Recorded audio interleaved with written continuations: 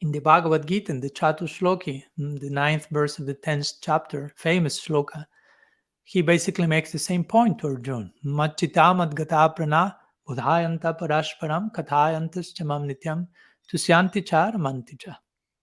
That's a very beautiful definition of sadhu sangha, basically. What sadhu sangha is, and there Krishna is saying how the thoughts of my devotees always dwell in me, how their lives are fully devoted to me, how they derive great satisfaction and bliss, always enlightening one another, conversing about me, talking about me.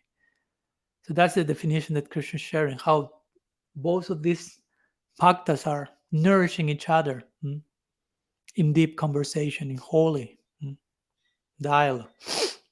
So all the above statements basically speak about the joy that is derived in sharing with one another, the nourishing, the support that we are expected to receive, to provide, the deep relationships, the deep commitment that manifests as a result of those exchanges, of those moments of deep conversation in which God's grace becomes uniquely revealed.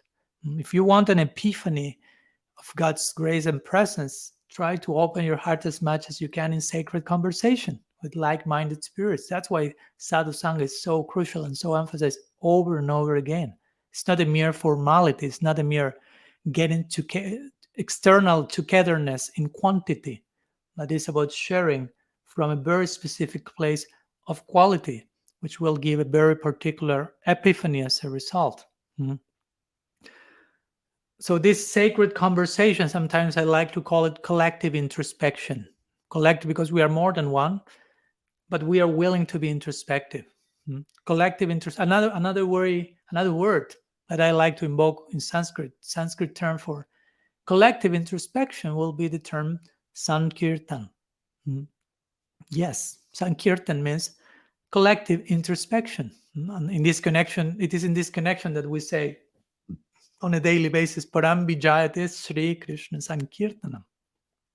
Whether we know it or not, we are praising the principle of collective introspection. Because why? Sankirtan does not only refer to musical entertainment or to getting together, again, in quantity, to externally invoke certain musical sounds. It's not that.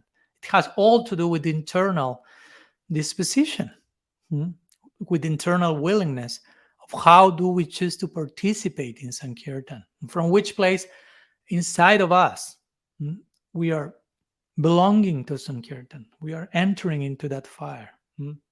So that place, that internal place from which to participate in Sankirtan is a place of course, honesty, humility, as Mahaprabhu will say, Trinada Pisunichayana, Taroda Pisahishna, etc.